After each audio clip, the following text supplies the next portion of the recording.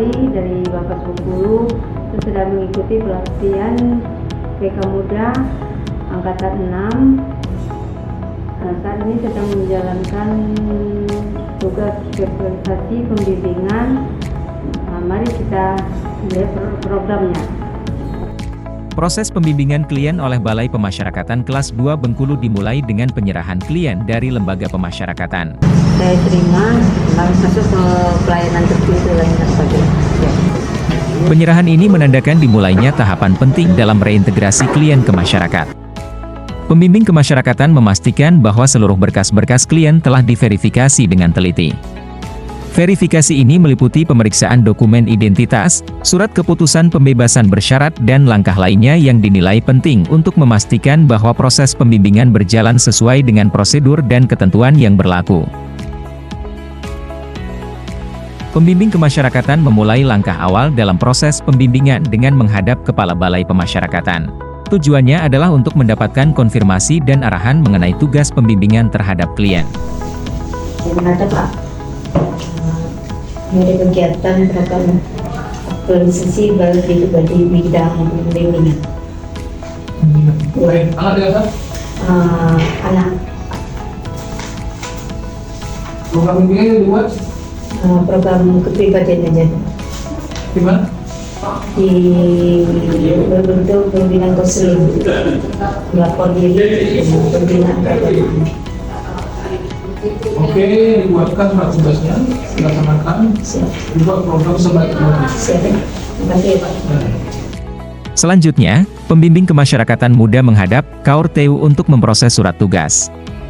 Proses administrasi ini memastikan bahwa setiap langkah pembimbingan terdokumentasi dengan baik, sesuai dengan ketentuan administrasi dalam Peraturan Pemerintah Nomor 58 Tahun 1999 tentang syarat-syarat dan tata cara pelaksanaan wewenang, tugas, dan tanggung jawab pembimbing kemasyarakatan. Berikut ini adalah contoh surat tugas yang dibuat sebagai tanda bahwa pembimbing kemasyarakatan resmi bertanggung jawab melaksanakan pembimbingan terhadap klien terkait. Dokumen ini juga menjadi legalitas bagi pembimbing kemasyarakatan dalam melaksanakan tugasnya, serta menjamin transparansi dan akuntabilitas dalam setiap langkah pembimbingan. Pembimbing kemasyarakatan juga membuat case plan untuk diaplikasikan dalam proses pembimbingan klien. Proses pembuatan case plan dimulai dengan penilaian menyeluruh terhadap klien, yang mencakup aspek sosial. Langkah berikutnya adalah menghadap Kasubsi BKA. Pertemuan ini bertujuan untuk mendiskusikan langkah-langkah bimbingan yang lebih rinci dan personal bagi setiap klien. Ini sejalan dengan Peraturan Menteri Hukum dan HAM Nomor 7 Tahun 2022 yang menggarisbawahi pentingnya bimbingan khusus untuk anak dan remaja. Pembimbing kemasyarakatan kemudian bersiap-siap untuk mengunjungi klien untuk melakukan home visit. Perjalanan menuju kediaman klien yang berada di Desa Kerkap dimulai.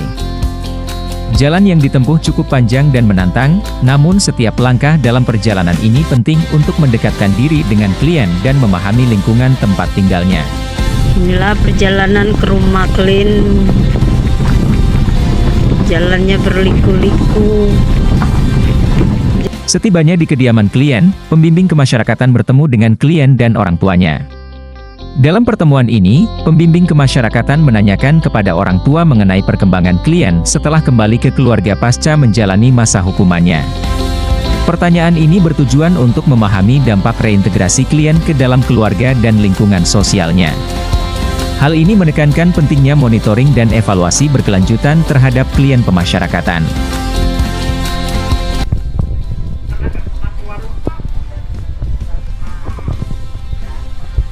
Pembimbing kemasyarakatan juga bertemu dengan Ketua RT setempat, didampingi klien, untuk memonitor perkembangan klien sejak kembali ke lingkungan.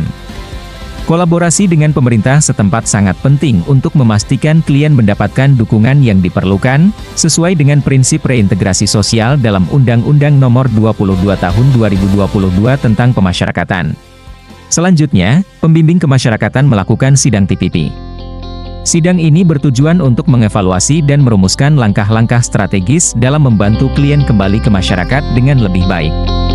Pada tahap ini, pembimbing kemasyarakatan mempresentasikan berbagai informasi penting mengenai klien, termasuk latar belakang, perilaku selama masa pembinaan, serta kesiapan mental dan sosial mereka untuk kembali ke lingkungan sosial. Pembimbing kemasyarakatan kemudian mengunjungi tempat kerja klien untuk melihat langsung aktivitasnya. Di sini, pembimbing memberikan arahan dan semangat agar klien terus termotivasi dan berkembang dalam pekerjaannya. Monitoring ke tempat kerja klien ini bertujuan untuk memastikan bahwa klien dapat beradaptasi dengan baik di lingkungan kerja, menjalankan tugasnya dengan kompeten, dan mendapatkan dukungan yang diperlukan untuk perkembangan karirnya. Jadi baik di sini ya, pokoknya itu kalau pantau tempat kerja sama tempat kerja. Selanjutnya dalam masa bimbingan, klien harus melakukan kewajiban lapor diri secara berkala. Prosedur lapor diri ini bertujuan untuk memantau perkembangan dan memastikan bahwa klien tetap menjalankan program pembinaan yang telah ditetapkan. Selain itu, klien juga diberikan program pembimbingan dan kemandirian, yaitu pelatihan memasak. Proses pembimbingan ini sebelumnya telah diikatkan dengan sebuah kontrak bimbingan. Berikut ini adalah contoh kontrak bimbingan yang dibuat oleh pembimbing kemasyarakatan. Kontrak bimbingan adalah kesepakatan tertulis antara pembimbing kemasyarakatan dan klien yang memuat hak, kewajiban, serta tujuan dari program pembimbingan yang akan dijalankan. Demikianlah pembuatan video aktualisasi ini sebagai salah satu tugas dari Diklat Fungsional Pembimbing Kemasyarakatan Ahli Muda Angkatan 6 tahun 2024. Semoga video ini dapat menginspirasi dan memberikan wawasan lebih mengenai pentingnya pembimbingan dan kemandirian bagi para klien. Dengan kerjasama dan komitmen bersama, mari kita terus menciptakan perubahan positif bagi masa depan mereka.